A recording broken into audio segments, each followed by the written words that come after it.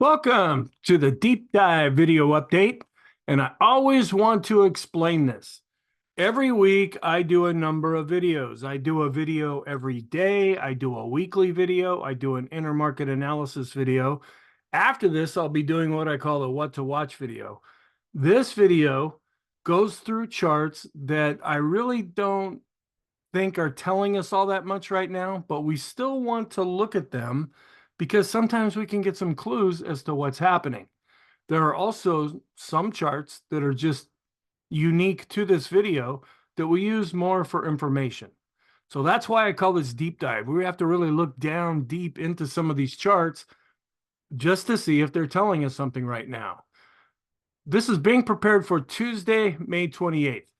Now, this is being posted a little bit later than usual.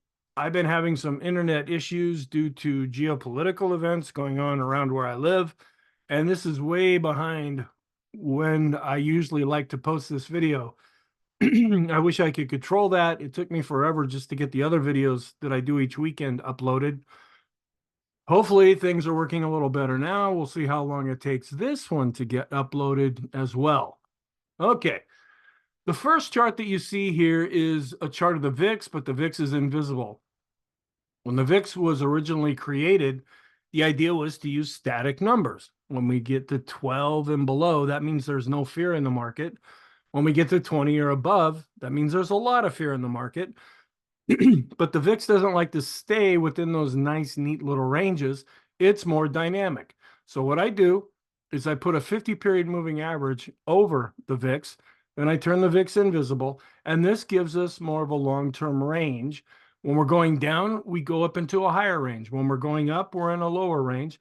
Now we're trying to establish a lower range here. We don't use this to make decisions. This is just for information to give us kind of a big view of what's happening with the VIX, because I do a lot of VIX studies that I often include in the daily videos.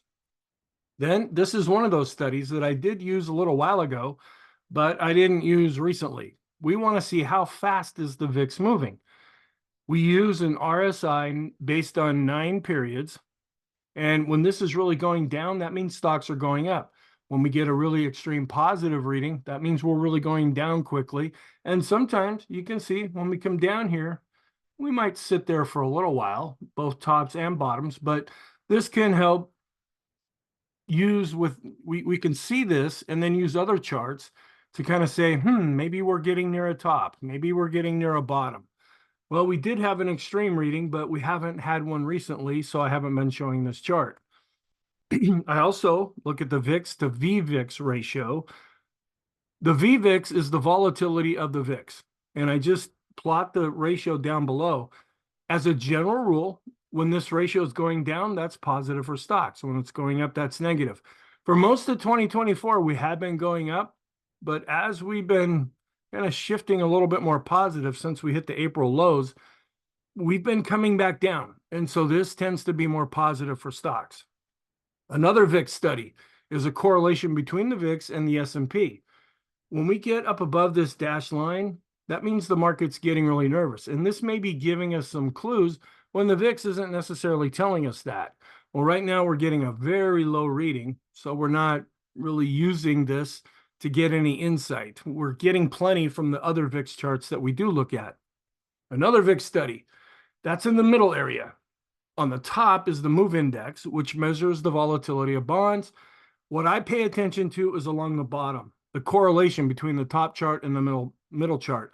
This is not measuring direction. This is measuring the volatility of both of these indexes, and they have a fairly high correlated relationship. They could both be going up or both be going down, but right now they're tending to go in the same direction at the same time as far as volatility is concerned. And we have the VIX to move ratio. Now, we saw something kind of interesting. When I did this video recently, we had dropped below the moving average and the red line was starting to come down. And if you look at the moving average, a lot of times when this moving average is going down, stocks are going up. Well, we were starting to turn more positive, and then we hit some problems back in April, and we went back above the moving average. Now we're trying to come back down, but we're seeing a real flattening, even a little bit of a turn up here with this ratio. Just want to keep an eye on this. Sometimes I show this chart all the time. I haven't really seen much of a need for it in 2024.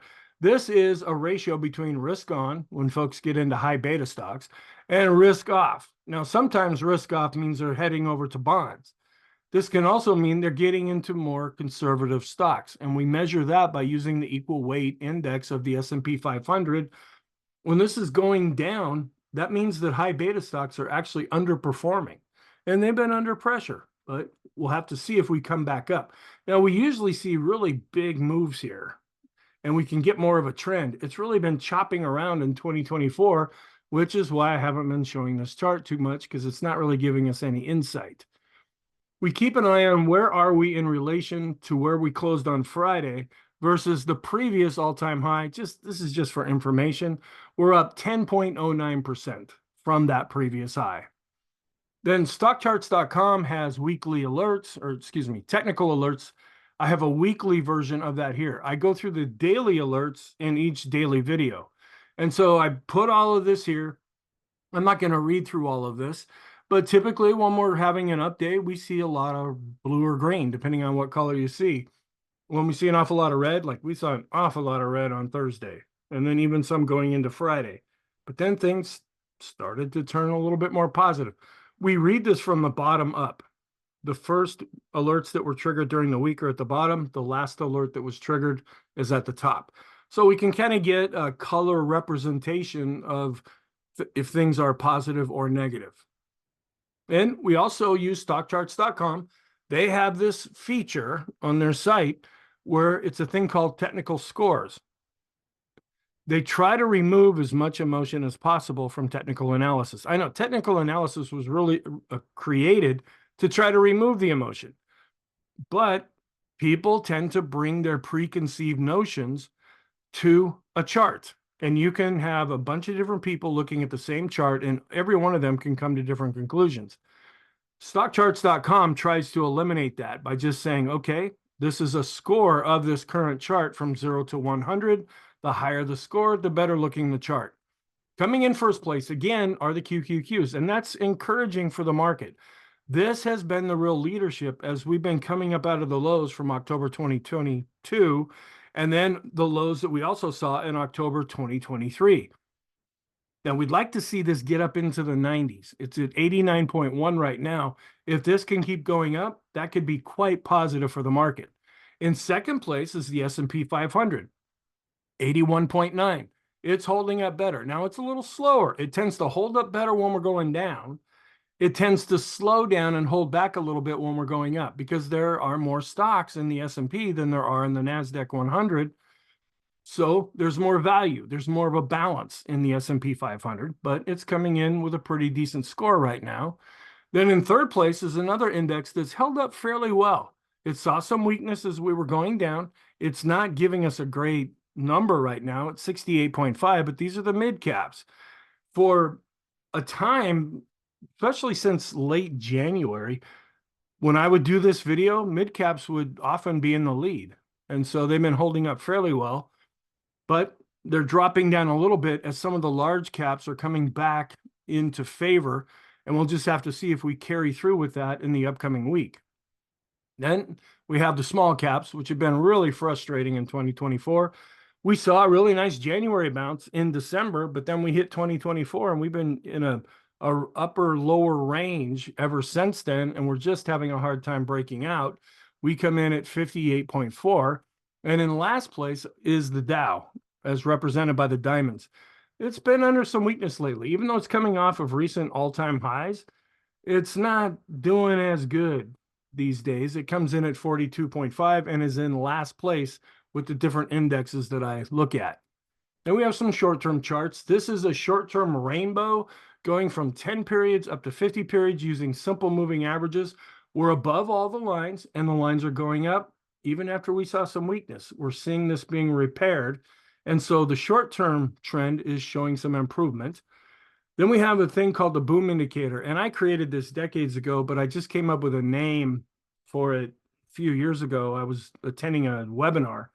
And this measures how far away is price from a particular moving average. The top area is the 20, the middle is the 50, and the bottom is the 200. When we get kind of far away from those moving averages, they have a tendency to bounce back or boom, boom, boom, either above or below. Well, we were getting an extreme positive reading. We've since dropped back. And I try to put this red arrow right at the extreme reading. The 50 is not looking extreme. And as we were going into some weakness, especially in Thursday's session, we saw some of these moving averages kind of gyrate a little bit. Intermediate term, another rainbow going from 50 periods up to 100 periods in the moving averages. We came down into the rainbow, but we weren't there for very long. So we were able to get up out of that, and the lines kind of flittered a little bit, but now we're well above all of the lines here, and that's suggesting that the intermediate term trend is still positive. We want to keep an eye on the 100 period moving averages. We're kind of far away from those now, so I haven't been showing this. I am still showing the 50-day moving average, even though we're well above that. If we start to really come down, we'll be looking if the 50 provides us support. If we break that, then we'll be starting to watch the 100 period moving averages. And we have a Connors RSI, which is another oscillator. It gyrates all over the place day in and day out, but we're looking for extreme positive or negative readings. We're not getting one now, so there's no need to show this chart. The CMB composite, I was showing this for like a week in the daily videos. When it goes above this black line, that means we're extreme positive. Since that time, we've been dropping back down. The percent B indicator, this measures when we're above or below the Bollinger Bands. We're not. And so there's been no need to show this chart. And the point and figure chart, which generated a signal back on May 15th, a double top breakout, we didn't see any new X's drawn this week, but it's still looking positive overall. And point and figure charts are designed so that they don't take time into account. They only take price into account, and things have to move by a certain amount before an X is drawn in if we're going up, or an O is drawn in if we're going down. Then we have an anchored moving average going back to the previous all-time high, and we're well above that, and the moving average itself is going up. And since we're so far above it, I could try to attach it to some other highs here, but we're still far above those. We are above the 200-day simple moving average. As of Friday's close, that looks like 11.5% off of that. And then we have the S&P 500 on top and the S&P 100 on the bottom. The S&P 100 has been doing pretty well, but we're not seeing any real major divergences here. They're tending to complement each other currently. And then the measurements going from the July lows down to the October lows, the July highs, down to the October lows. We've been bouncing up off of that. It's about 22.5% since we bottomed last October. Standard deviation. For a while, I was showing this chart. When we get above the moving average, this doesn't measure direction. This measures speed over the last 10 periods. And we've been dropping below the moving average as prices, you can see where we've been chopping sideways. We did have a big monster down day on Thursday, but we recouped a lot of that on Friday. And so we're not really moving right now. And so the standard deviation chart has been dropping. This is a chart that I introduced recently, and I used to show an Ichimoku cloud just by itself. Well, this is called a full study where we have some additional lines on here. We look at the cloud because sometimes when we're coming down, it will act as support. Sometimes when we're below the cloud and going up, it may act as resistance. If we break above that resistance, then that's seen as a very positive thing. That's what we usually use it for. But we see the blue and the red line here. This is a trend measure. And even with the pullback that we saw on Thursday, we still see the blue line above the red line. So that's positive. We also see this longer term green, which tends to follow behind it here. That's also going up. So this chart is still looking positive. Since we're far away from the cloud, I haven't been showing this chart. I was talking about this every day up until I got tired of it. The mass index had generated a signal. It goes up all the way up to the blue line, and then when it drops below the red dash line, whatever led to that signal, and we were going up at that time, when this drops down, it's suggesting that there will be a reversal. Well, over a week has passed since we saw this signal, and we're just chopping sideways. So I just stopped showing that chart. We've become so far away from this signal now, it's almost irrelevant. A long-term rainbow going from 50 periods up to 250 periods. we came down into the rainbow, but again, didn't stay very long. So the lines didn't freak out all that much. And now we're well above the rainbow, suggesting that the long-term trend is still positive. Here's the special K chart. This gives us very few signals. And so when it does give us a signal, I'll show it in the video, but we haven't really seen much of a cross now in months. So it's looking positive for the time being, a very long-term oscillator. Then we have a weekly chart of the S&P on top, the German DAX, which is the biggest stock market in the EU. And we look at the correlation between the two, and they're fairly strong. So if Germany's up or down, typically the US is up or down at the same time. Now they can get out of whack with each other, but currently they're having a tendency to go in the same direction. Now this doesn't measure direction. This just says, are they going in the same direction? And that can be up or down. And we have the US dollar, the US 10-year yield, and we subtract the German 10-year yield. And because US rates are higher, we're above this red line. That's giving us a positive answer. Then we have the US dollar index down in the middle, and we see that there's a fairly strong correlation between the top chart and the middle chart. It's kind of interesting how that works. Somebody figured this out. I found out about it and started using this chart. So we just want to keep an eye on this to see if they're confirming each other. Then some support and resistance areas.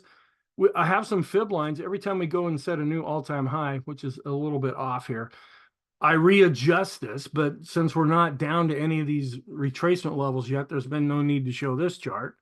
And then this is a little mini rainbow based on the open, high, low, close, and taking a 20-period simple moving average of that. We're well above the rainbow, and the rainbow's going up, so this is looking positive and not really telling us all that much, other than we're positive. Some broad market measures. We have the VIX that measures the volatility of the S&P 500. The Vixen, and you gotta love that name, it measures the volatility of the NASDAQ 100, and we've been dropping down. Now, I don't use this all that much. See, these look like icicles coming off a roof, but volatility has been dropping. I mainly follow the line chart when I look at this. The bank ETF. We're going sideways, but we're still in an uptrend. We came down to the 50-day moving average, and we've been able to stay above that, at least for right now. And we look at the regional banking ETF. We're keeping an eye on these smaller banks to see if they run into trouble. It was a little over a year ago, we heard about Silicon Valley Bank and then Republic Bank. And a few months ago, we heard about New York Community Bank. So we want to just keep an eye on these things. In the meantime, this ratio is not holding up all that well when we compare it to the financial sector itself. Then we have the S&P on top and a ratio between the Qs, NASDAQ 100 and the diamonds in the middle. And then down below is the correlation. And it's not all that strong currently. And I showed this before. Do you want me to talk about this chart again? Okay, I'm pretty sure I talked about this. All right, then we look at the new highs, new lows for the NYSE. This is longer term, and then I plot a moving average on here. And when we're above zero, that's more positive for the broad market. And then with the red line going up, that just confirms that the trend is going either higher or lower. So in a broad market sense, this is still looking positive. And then we look at the Amex, NASDAQ, and NYSE and look at a 5-period moving average of the highs and the lows. We did dip down, but we've come back above zero now. So this is also looking positive. And we take a ratio between large caps and small caps, and this has been gradually going higher. Now, the Russell 1000, you could kind of say that's like the S&P 500, and the Russell 2000 are the small caps. But we're not seeing any real convicted move one way or the other, so I haven't been really showing this chart all that often. These are just for information. Some rate of change charts, very long term, 250 periods, just showing that looking back in the long term, we're still looking okay. This is that same measurement, but I have a blue line up here. Sometimes when we get above that blue line, that might mean we're a little bit extended to the upside. We came up there, fell back, and now we're headed back up to that blue line. Here's some bond charts. I've been showing similar charts to this, but this one isn't as pronounced. This is TIPS. These are Treasury inflation protected securities, and they're shorter term, and they adjust for inflation. When folks are worried about inflation and interest rates going up, they prefer TIPS, and we see this ratio going up. When they're not as concerned about inflation, we see this ratio going down. Now, this ratio is starting to go back up, and we see a golden cross here recently with this ratio. So it's causing us some concerns, but we're seeing other charts that are similar to this. Like I have a tips to 7 to 10 year bond ETF ratio. That's easier to see the movement on there, where we've been going more or less sideways with this ratio. And then we have the TLT, which is the long-term bonds, and comparing it to the S&P 500. Their longer-term correlation is getting stronger here, which just means they're having a tendency to either go up or down at the same time. Their shorter-term correlation, based on 10 periods, it's dropping down a little bit, but it's still remaining fairly strong. And I have a couple studies down here at the bottom just to measure the spread between the two to see if that gives us anything, but it really doesn't seem to. And we have the Qs on top here in black, and then the TLT again in red. Looking at the correlation between them, fairly strong correlated relationship. They could both either be going up or down at the same time, but more or less in tandem with each other. We keep an eye on the yield curves. They've been inverted for down what seems like forever. We mainly watch the 10 to the 2 and the 10 to the 3 month. When these go back to being uninverted or regular again, that typically starts the countdown to see, okay, are we going to go into a recession now? But we haven't crossed yet, so we haven't started that countdown yet. And then I don't know what happened with this crazy chart here, but home construction compared to bonds. Now, we were looking better, and I did show this chart earlier in the week when we were breaking out of the rainbow, but we've been pulling back lately, and now we're more inside the rainbow. I'll be keeping an eye on this. If we come up out of the rainbow or continue to see a lot of weakness, then I'll show this chart in the daily video. And then I have a thing called possible positive scenarios. These really came into play back in 2022 when we would go up and then we would go down. It looked like we were bottoming, and I pulled out a bunch of charts and put them together into this section because taken all together, sometimes this can help us determine when we're at a bottom. Well, some of these charts are still useful anyway.